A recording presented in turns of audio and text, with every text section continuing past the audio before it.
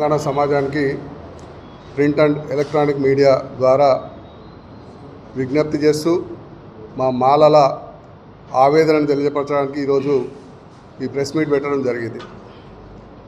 మొన్న రాష్ట్ర ప్రభుత్వం జనాభా లెక్కలు ప్రకటించారు. ఆ జనాభా లెక్కల్లో తప్పు ఉన్నదనడానికి నిదర్శనం ఏంటంటే షమీమ్ అఖ్తర్ గారు ఈ మధ్యకాలంలో ఎస్సీ వర్గీకరణ సమయంలో ఒక రిపోర్ట్ ఇవ్వడం జరిగింది. ఆ రిపోర్ట్లో మాదిగ జనాభా 32 లక్షలు, మాలల జనాభా 17 లక్షలు అని చెప్పి ఇది 2011 జనాభా లెక్కల సేకరణ ద్వారా చెప్తున్నామని చెప్పడం జరిగింది. కానీ మొన్న 2026లో ఇప్పుడున్న ప్రభుత్వం సేకరించిన జనాభా లెక్కల ప్రకారము మాదిగ జనాభా 36,57,551గా ప్రకటిస్తే మాలల జనాభా 14,71,71,500. మాదిగలదైతే 32 నుంచి 36కు పెరిగింది. జనరల్గా పెరగాలి, జనాభా రోజు రోజుకు పెరుగుతుంది. కానీ ఇక్కడ మాలల జనాభా తగ్గించి చూపెట్టారు. ఇంకొక విషయం ఏంటంటే మాదిగ ఉపకులాలు అక్కడ ఎక్కడ ఏ జాబితాలో లేవు. అంటే వాళ్ళని ఒక్కచోట చూపెట్టి ఎక్కువ సంఖ్యను చూపెట్టారు. మాలల్ని మళ్ళీ మాలదాసరి, మాలయ్యవారు, మిగతా ఉపకులాలన్నీ వేరువేరుగా చూపెడుతూ వాళ్ళు ఓన్లీ మాలలు 14 లక్షలున్నారని అవన్నీ కలిపితే 20,48,194 ఉన్నది. వాళ్ళు ఇచ్చిన లెక్కే. అది తప్పు కావచ్చు. ఎందుకు తప్ప అంటున్నామంటే మరి 17 లక్షలది 14 లక్షలకు కుదించారు కాబట్టి అది తప్ప కరెక్టా అనేది అనుమానంగా ఉన్నది మాకు.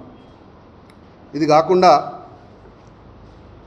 ఆగస్టు 1 నాడు సుప్రీంకోర్టు ఒక సూచన చేసింది, ఎస్సీ వర్గీకరణ చేసుకోవచ్చని. అది సూచన మాత్రమే, కోర్టు తీర్పు కాదు అది. ఆ సూచనను అక్కడ వెలువడిందో లేదో అప్పుడు మన దగ్గర అసెంబ్లీ నడుస్తున్నది, నిండు సభలో సీఎం రేవంత్ రెడ్డి గారు ఆ సూచనను నేను తూచా తప్పకుండా పాటిస్తా అని చెప్పి ప్రకటించారు. అది వెలువడలేదు. అందులో ఏమున్నదో చూడలేదు. ఏం చూడకుండానే ఆయన ఆ రకంగా ప్రకటించారు. అయితే ఇప్పుడు మరి 24 మార్చి రోజు దళిత క్రిస్టియన్లకు రిజర్వేషన్ వర్తించదు అని తీర్పిచ్చారు. దాని మీద ఇప్పటి వరకు సీఎం గారి దగ్గర నుంచి ఎలాంటి స్పందన లేదు. అంటే దీన్ని బట్టి చూస్తే ఏమవుతుందంటే దళిత సమాజాన్ని విచ్ఛిన్నం చేయడానికి ఒక మనువాద భావజాలంతో పార్టీలన్నీ ఒక్కటై మాలల మీద కక్షపూరితంగా వ్యవహరిస్తున్నారని చెప్పడానికి మేము సంకోచించడం లేదు. 1986లో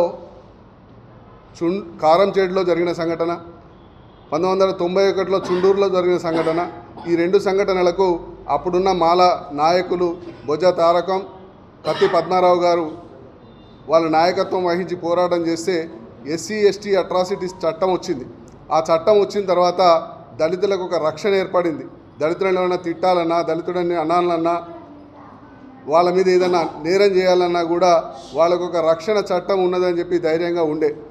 ఆ చట్టం వల్ల ఈ దళితులంతా మన మాట వినకుండా పోతున్నారని చెప్పి దళితుల మధ్యలో చిచ్చు పెట్టడానికి ఇది ఒక కుట్ర జరుగుతున్నదని చెప్పి నేను ఈ సందర్భంగా తెలియజేస్తున్నా. ఎందుకంటే మొదటి నుంచి కూడా ఇది విచ్ఛిన్నం చేయడానికి ప్రయత్నం చేస్తున్నారని మాలలు వర్గీకరణ వ్యతిరేకిస్తూ వచ్చారు. మాలలు వర్గీకరణ వ్యతిరేకిస్తున్నారని చెప్పి మాదిగ సమాజం మాలల్ని ఎన్ని రకాలు నిందించాలో అన్ని రకాలు నిందించారు. మనువాదులు అన్నారు, సైకోలు అన్నారు, ఇంకా రకరకాలుగా అని. వాళ్లే కాకుండా కొంతమంది బీసీ వర్గాల వాళ్ళతో కూడా లాస్ట్కు చెప్పు దెబ్బలు, మోకు దెబ్బలు ఇవి పడితే కానీ వీళ్ళకి బుద్ధి వస్తుందని చెప్పి అంత ఘాటుగా విమర్శించారు. కానీ ఈరోజు వాళ్ళు ఈ కోర్టు ఇచ్చిన తీర్పు సూచనకే అంత రెచ్చిపోయిన వాళ్ళు ఏకంగా తీర్పు ఇచ్చిన దానికి ఏ స్పందన లేదు. ఏ స్పందన చూపెడతారు అనేది కూడా లేకుండా మరి వాళ్ళు ఇప్పుడు ఎందుకు సైలెంట్గా ఉన్నారనేది దాని అర్థం ఏంటంటే వీళ్ళ మధ్యలో చిచ్చు పెట్టి వాళ్ళు కొట్లాడుకుంటే చూసి అదేది మంట పెట్టి చలిగాసుకునే విధంగా ఉన్నది.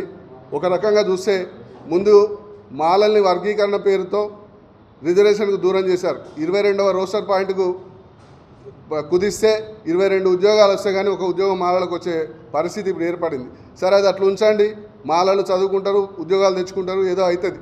కానీ మాదిగ వర్గంలో కూడా అది ఒక ఐక్యంగా ఉంటున్నదేమో అని కారణంతో ప్రొఫెసర్ కాసిం గారితో ఉస్మానియా యూనివర్సిటీలో ఒక మీటింగ్ ఏర్పాటు చేసి అందులో మందకృష్ణ గారి మాట కూడా తీయకుండా వాళ్ళు మందకృష్ణ నెగ్లెక్ట్ చేసి మాట్లాడుతున్నారని ఒక విమర్శ.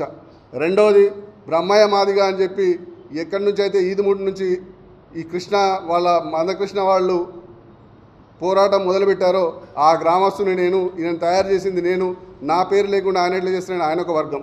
అది కాకుండా మోతుకుపల్లి నరసింహులు గారు మొన్న ఒక కొత్త పార్టీ పెట్టి నేను అసలు మాదిగను వీళ్ళంతా కాదని చెప్పి ఆయనదొక వర్గం. విశారదన్ మహారాజు గారిది ఒక వర్గం. గాలి వినోద్ కుమార్ గారిది ఒక వర్గం. అంటే మాదిగలలో కూడా ఇట్లా 5-6 వర్గాలుగా చేసి మాలల్ని విచ్ఛిన్నం చేశారు. మాదిగల్ని కూడా 5-6 గ్రూపులుగా తయారు చేసి ఇప్పుడు ఏకంగా దళిత క్రిస్టియన్లకు ఎస్సీ రిజర్వేషన్లు ఇప్పుడు కంగు తిని మళ్ళీ అందరం కలిసి పోరాటం చేస్తామంటున్నారు. అంటే ఒక రకంగా కలిసి ఉన్న వాళ్ళని విచ్ఛిన్నం చేసి మళ్ళీ కలపడం అంటే చాలా కష్టమైన పని. ఎట్లాగైనా పిలిపిస్తున్నారు, ఆ పిలుపుని అందుకొని ఈ రిజర్వేషన్లు అడుక్కోవడం, లేకపోతే మాకేదో దేబిరించడం, అది కాకుండా ఒకవేళ కలిసి పనిచేస్తే రాజ్యాధికారం కొరకే పనిచేస్తాం. ఈ రిజర్వేషన్లు అడుక్కోవడానికి దానికి కాదు పనిచేయాల్సింది. దళితులు, బహుజనులు, గిరిజనులు, ఎస్సీ మైనార్టీలు అందరూ కలిసి, బీసీ వర్గాలు అందరూ కలిసి ఒక రాజ్యాధికార దిశగా పనిచేస్తే తప్ప ఈ మనువాదుల కుట్రల నుంచి మనం బయటపడలేమని సంగతి ఆ విషయాన్ని ఈ సందర్భంగా తెలియజేస్తున్నాను. ఇప్పటికైనా కలిసి పనిచేద్దామంటే కలిసి పనిచేద్దాము, కానీ ఇన్ని మాటలు అన్న తర్వాత మాలలు మనువాదులని, దోపిడీదారులని, సైకోలని ఇన్ని అన్న తర్వాత ఒక మాలకు మనసు ఉంటుంది, వాళ్ళు కూడా బాధపడతారు అనే విషయాన్ని మర్చిపోయి మందకృష్ణ గారు ఈరోజు వచ్చి కలిసి పనిచేయాలంటున్నారు. కలిసి పనిచేయడానికి సిద్ధమైనా కూడా, అంటే ఇది నా వ్యక్తిగతంగా చెప్తున్నా, మాల సమాజం అంతా ఏ నిర్ణయం తీసుకున్నాను పక్కన పెడితే నా వ్యక్తిగతంగా మాత్రం కలిసి ఒకవేళ పనిచేస్తే ఈ రిజర్వేషన్ల కొరకు కాదు రాజ్యాధికారం కొరకు పనిచేస్తామని చెప్పి ఈ సందర్భంగా తెలియజేస్తూ అందరికీ ధన్యవాదాలు తెలియజేస్తున్నా. తెలంగాణ సమాజం ఈ విషయాన్ని గమనించి మాకు సపోర్ట్గా ఉండాలని చెప్పి సమాజాన్ని కూడా మేము కోరుతున్నాం. మనువాద భావజాలంతో ఎస్సీలను వర్గీకరణ ఇచ్చి విచ్ఛిన్నం చేస్తున్నారని చెప్పడానికి ఇంకొక నిదర్శనం కూడా నేను చెప్పదలుచుకున్నా. మొన్న మందకృష్ణ గారు బ్రాహ్మణులను ఏమో అన్నారని చెప్పి బ్రాహ్మణ సమాజం అంతా మందకృష్ణకి వ్యతిరేకంగా ప్రెస్ మీట్లు పెట్టి అందులో ఒక మాట చెప్పడం జరిగింది.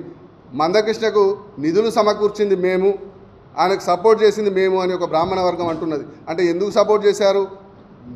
దళిత సమాజాన్ని విచ్ఛిన్నం చేయడానికి సపోర్ట్ చేశారనేది ఈ సందర్భంగా మనకు వ్యక్తమవుతున్నది. మందకృష్ణ గారికి అది ఇప్పటికైనా అర్థం కావాలి. బ్రాహ్మణులు ఎందుకు నిధులు ఇచ్చారు?